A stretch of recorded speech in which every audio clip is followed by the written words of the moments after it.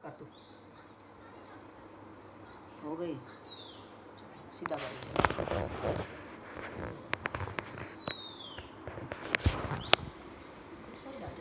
आना आई नहीं ठीक है। अहोई माता की जय हो। ये मारे दाने ले ले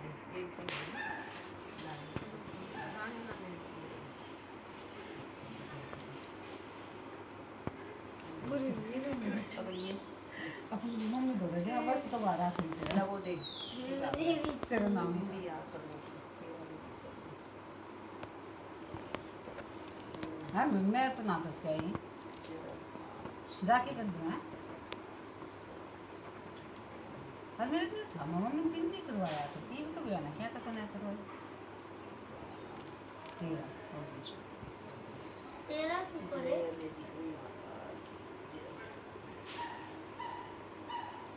अहो 8 अष्टमी व्रत के पूजन की विधि। यह व्रत कार्तिक लगते ही अष्टमी को किया जाता है।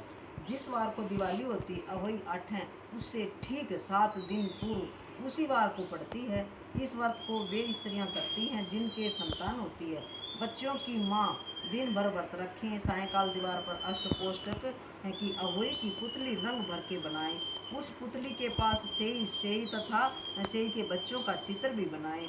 अर्थात तारे निकलने पर अहोई माता की पूजा करने से पहले पृथ्वी को पवित्र करके चौक पूर कर 1 लोटा जल भर के एक पटले पर कलश की भांति रखकर पूजा करें। अहोई माता का पूजन करके माताएं कहानी सुने। पूजा के लिए माताएं पहले एक चांदी की अहोई बनवाएं जिसे शाहू माता कहते हैं और उसमें चांदी के 2 दाने डलवाएं। जिस प्रकार गले में पहनने का हार में पेंडल लगा होता है उसी प्रकार चांदी की अहोई डलवा लें और डोरे में चांदी के दाने डलवा लें। फिर अहोई की रोली चावल दूध व भात से पूजा करें। जल से भरे लोटे पर सातिया बना लें। एक कटोरी में हलवा तथा रुपए बयाना निकाल कर रख लें और 7 दाने गेहूं के लेकर कहानी सुने। कहानी सुनने के बाद अहोई श्याऊ की माला गले में पहन लें। जो बयाना निकाल कर रखा था उसे सासू जी के पांव लगकर श्रद्धा पूर्वक उन्हें दे देने। इसके बाद चंद्रमा को अर्घ्य देकर पूजन करें। दिवाली के बाद किसी शुभ दिन अहोई को गले से उतार कर उसका गुड़ से भोग लगावें और जल के छींटे देकर मस्तक झुकाकर रख दें। जितने बेटे हों उतने बार तथा जितने बेटों का विवाह हो गया हो उतनी बार ही चांदी के 2-2 दाने अहोई में डलवाए जाएं। ऐसा करने से अहोई माता प्रसन्न हो बच्चों की दीर्घायु करके घर में नित नए मंगल करती रहती है। इस दिन पंडितों को पेठा दान करने से शुभ फल की प्राप्ति होती है। अहोई का उज्जमन। जिस स्त्री को बेटा हुआ तथा बेटे का विवाह हुआ हो तो उसे अहोई माता का उज्जमन करना चाहिए। एक थाली में 7 जगह 4-4 पूड़ियाँ रखकर उन पर थोड़ा थोड़ा हलवा रखें। इसके साथ ही एक साड़ी ब्लाउज पर सामर्थ्य अनुसार रुपए रखकर थाली के चारों ओर हाथ फेर कर श्रद्धा पूर्वक सासू के पैर लगकर उन्हें दे दें। सभी सामान सासू को दें। तियल और रुपये सासू जी अपने पास रख लें तथा हलवा पूरी का बयाना बांट दें।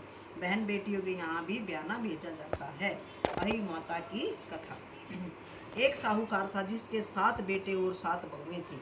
दिवाली से पहले कार्तिक वृद्धि अष्टमी को 7 बहुएं अपनी इकलौती नंद के साथ जंगल में जाकर खदान में मिट्टी खोद रही थी। वहां पर शाहू की माद थी। मिट्टी खोदते समय नंद के हाथ से शाहू माता का बच्चा मर गया जिससे शाहू माता बहुत नाराज हो गई और बोली मैं तेरी कोख बांधूंगी। तब ननद अपनी 7 भाभियों से बोली तुम में से कोई अपनी कोख बंधवा लो। सभी भाभियों ने अपनी कोख बंधवाने से इनकार कर दिया परंतु छोटी भाभी सोचने लगी कि अगर मैंने अपनी कोख नहीं बंधवाई तो सासू जी नाराज होंगी। यह सोचकर नंद के बदले में छोटी भाभी ने अपनी कोख बंधवा ली। अब इसके बाद उसको जो बच्चा होता वह 7 दिन का होकर मर जाता। एक दिन पंडित को बुलाकर पूछा मेरी 7 संतान 7वें दिन क्यों मर जाती है।